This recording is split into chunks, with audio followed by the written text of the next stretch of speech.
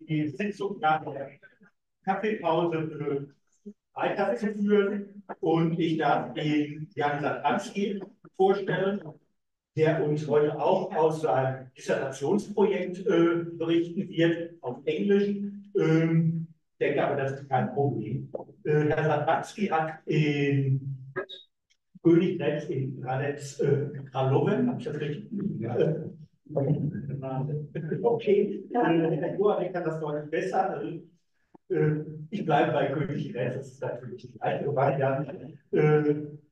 Geschichte studiert, seit 2017 zunächst einen Bachelorabschluss gemacht, hat dann anschließend in König Hradec seinen Masterabschluss gemacht bis 2022 und seitdem ist er an der dortigen Universität im Promotionsstudiengang eingeschrieben. Er ist jetzt aktuell hier auch im Rahmen des Forschungsaufenthalts am Institut. Herr Satranský hat neben der Dissertation, die uns in die frühe Neuzeit führt, schon eine Reihe von Publikationen vorgelegt, die sowohl räumlich als auch zeitlich eben über die frühe Neuzeit hinausgehen. Also er hat beispielsweise über Wüstungen gearbeitet, einen entsprechenden Beitrag veröffentlicht. Er hat über Siedlungsentwicklung bis 1850 gearbeitet. Er hat aber auch über den Zeitraum um den Zweiten Weltkrieg, Second World War, bereits eine Veröffentlichung vorgelegt über Verpflegung und Unterbringungsfragen bis zum Ausbruch des Zweiten Weltkriegs, also Einquartierungsfragen und darüber hinaus die Niederlassung in Kansas, räumlich die Ausweitung in Kansas von tschechischen Auswanderern. Also von daher ein recht breites Feld. Das Dissertationsprojekt Peasants Village between 1780 and 1850. The example of Hradec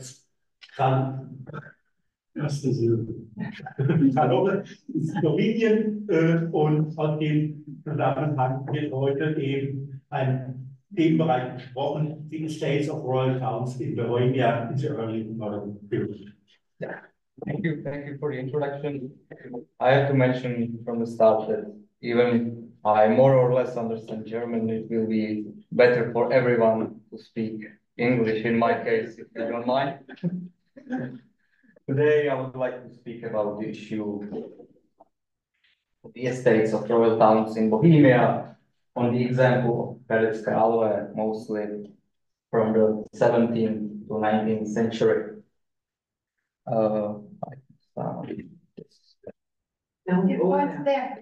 Okay, sorry.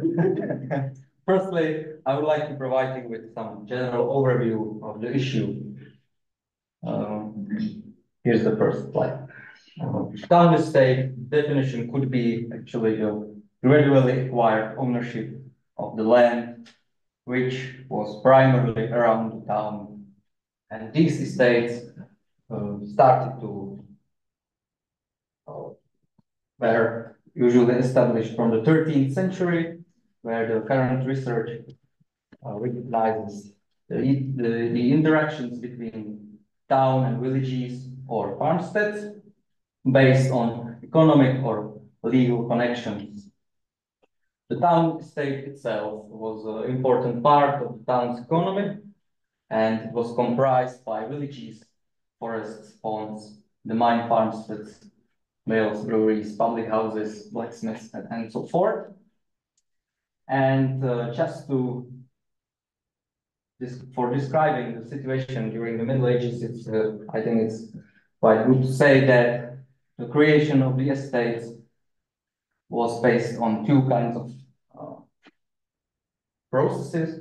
Let's say when the people living in the villages or in the settlements in general around the town were originally the king's peasants, and later in the 14th, 15th century, they became town's peasants. Thus, later they became the direct part of the estate.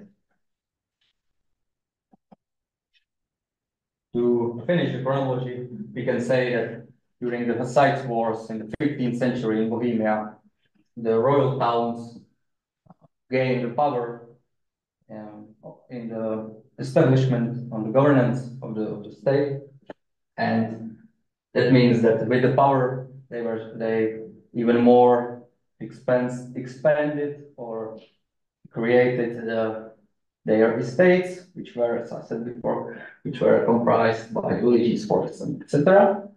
And this situation lasted to the half of the 16th century, when the first wave of confiscations became. These confiscations became because of the resistance of the royal towns and nobility against the king.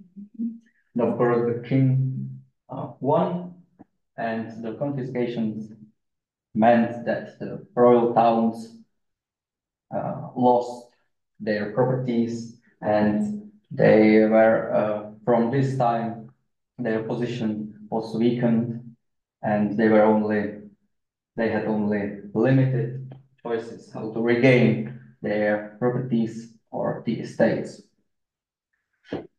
The second wave of confiscations became in the year 1622, after the Battle of White Mountain, when the royal towns actually lost all the influence on the governance, and again they were only, they were able to recover or regain their estates in a limited way, and this situation lasted to the half of the 19th century, when the manorial administration abolished and the towns and villages, or all the settlements, became the autonomous municipalities. Let's move on to the example of Hradec Králové estate. As I said before, these estates were created since the 13th century. In this case, Hradec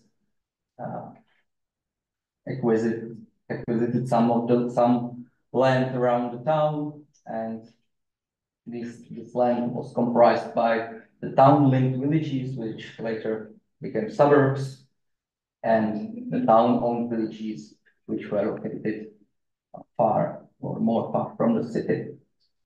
In this chart here, it's just to show the development of the quantity of town-owned villages, where we can clearly see the two confiscations waves, and then the calm period until the end of the manorial administration. In this picture is just to show the map or the situation between before the year 1620, when we can clearly see the old town with suburbs in its vicinity, and then the town-owned villages, which were more far from the town. Regarding the relationship between town and settlements, it's not that hard to recognize that the town was a center, not only economic and administrative, but also religious or educational, and the estate had mainly the economic purpose, and it was actually the way how to get income, or how could the town became more rich or wealthy. In this chart, it's just to show the legal status of the people living in various settlements. You can see that in town there were mostly free people, and as well as in suburbs. And on the other hand, in villages, you can see that there were mostly peasants and sometimes free people or child rich. I will speak about them later. Here are just some statistic data, just to know that we are in the 18th and 19th, in the 18th and in the first half of the 19th century. We are speaking about 10, 12, or 12,000 people. Regarding town influence to the development of the settlements, so the town was here lore, manor, and it means that town was the owner of all the land in the estate. Town was actually the dominium directum, and the town as a nobility gave the permissions for all possession transfers. That means for all transfers connected to farmsteads, craft houses, and also plots of the land like fields and meadows. The initial effort for giving these permissions when the town was a confirming element here was put by peasants, and it's not that hard to recognize that the possession transfers were given actually by the generational exchange, and we can recognize in the terms of development of the settlements internal and external factors. So the internal factors were in the terms of developing the settlements. Here I will be speaking about the villages. So the development of the villages were based mainly on in building new houses, usually on common land. You can see here that the new houses were built on the Gemeinde. And the second way was legal dividing the existing farms into halves or thirds, usually between 2 or 3 sons. The purpose of building new houses or dividing the existing farms was actually providing livelihood for other siblings of the heir, or for easier paying of the debts, because I think that we all know that the rural economic in the early modern period was based on debts actually. And here's a note just for interesting purpose that they were also the temporary dividing of the farms, and it was mainly in the start of the 19th century during the Napoleonic Wars when there were efforts for the farmers' sons to stay at home and not join the army. So they divided the farm on temporary. There are some more pictures when we can clearly see the consequences of dividing the farms. This one of the villages of the estate. Here we can see the line of divided farm, or the border between the original plot of land, and here the line is going through the farmstead itself, and it's I put it here because it's preserved to these days. We can clearly see it here. It's the same situation like on the map in the 1840 these days. So these are the ways how the development of the settlements look like. And the external factors are two as well. And the first is actually the consequences of the government reforms. Maybe some of you know that the town Hradec became the fortress in the second half of the 18th century, and the need of the huge fortifications around the fortress itself meant that the suburbs which were around the town were relocated several kilometers away from the town center. So we can see that like this suburb was actually located here, and this one here, we can see the new Hradec. The second external factor was the Arabization, the economic reform during the rule of Maria Theresa and Joseph II.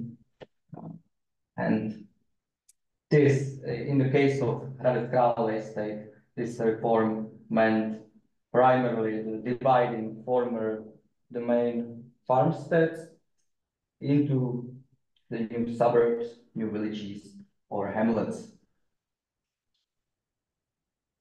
Here on these pictures, we can see the process or the consequences of this reform. This map from the first half of the 18th century, we can see a solitaire Wekoschitzhof, which was later divided. Not only the building, but of course the land around the Hof was divided, and the new village here, actually, the new suburb was created. And in today's map, today's aerial view, you can see the original position of the Hof, and then you can see that around the Hof, the new village was created.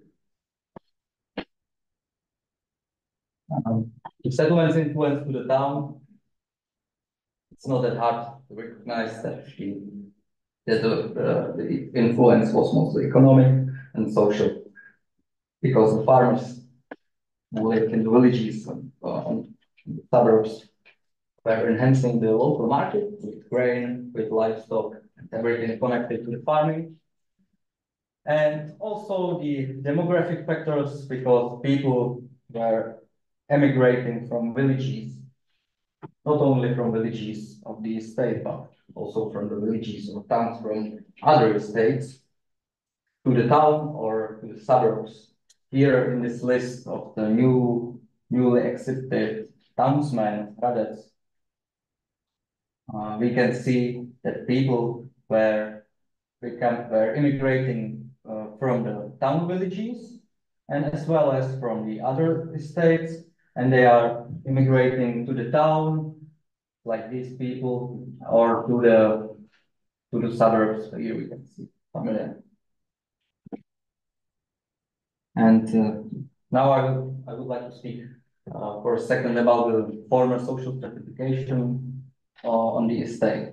So the majority of people living on the estate were peasants who were living mostly in villages, and they were mostly farmers, and they had to fulfill their forced labor, which was later transformed into reducto. And here in this blue boxes, you can see actually the social stratification of peasants in the 18th or 17th, 19th century. You can see the people who were holding the land were farmers, smaller farmers, and here are the people who were living and holding only the house without the land, and who were working on the fields of the people who were holding the land.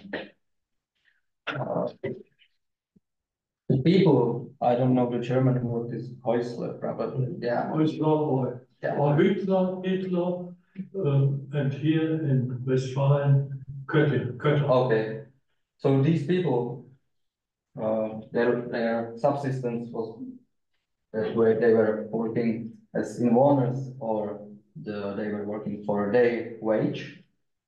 And the other group of the former society was also, of course, Gesinde and a lot of children, and also the people who were not productive anymore, and who were living with their children, which provided them their livelihood.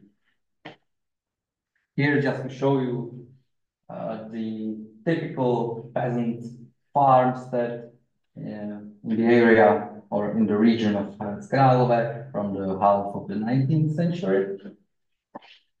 And here's another group of people living in the estate, and they were free people who lived mostly in suburbs and in Hradec, which means that they were usually lived on the land which was once free of the forced labor, etc., etc. And in archival material, they are mentioned from the 14th century, but we know that they or we can expect that they existed even earlier, even when the estate of the town was establishing. And how there is one remark that I stated here: the village called Plotište, because it was the only village where these people lived in the estate. I'm not thinking, no, now I don't mean the suburbs and etc. And it was because in this village in Plotiště there were also the peasants' farmstead, but also the free farmstead. And since the Middle Ages, when there was only one owner of the both, and when he died, the ownership would be split between 10 people, for example, and new farms were built, and the legal status wasn't changed. So that was the process how it was possible that 3 people lived in the village, where, of course, the majority of people were peasants. And the third group are familians, which were created from the 1780s, of course, in connection to the reform of privatization, and they were actually tenants, and they held the land on emphyteutic lease. And it's quite interesting because these familians, they could be 3 people when they held a farm itself with land and with house and buildings and everything, but they could be also peasants still when they held only like a single plot of land. And here just a contract for the family and farmstead. And here, just to show you the consequences of the Arabization reform, here's one of the town villages called Rovnička, southwards from the town. And in the east side here we can see the original system of the divided land, which was existing since the Middle Ages. And on the west side we can see, because on the west side there was a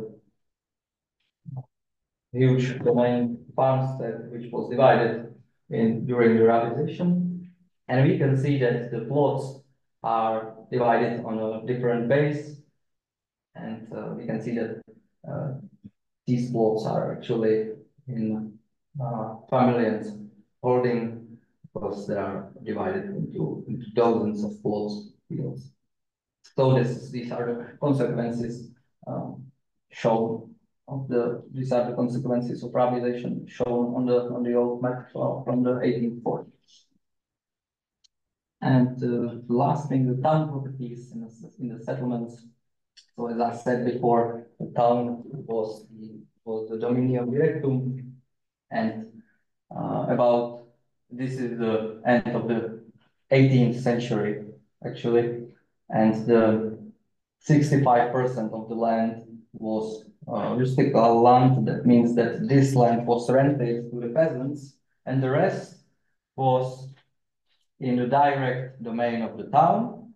And as we can see in this chart, that the vast majority of the dominical land was comprised by forests, and the other elements were the main farmsteads which were divided with the privatization, then blacksmiths, public houses, and watermills. But most of these businesses, we can say, were sold or abolished during the 18th century, and what was left in the start of the 19th century was only the leased land, some fields and meadows, and forests, and of course the gamekeepers' lodges near the forests. And I think that's all. Thank you for your attention.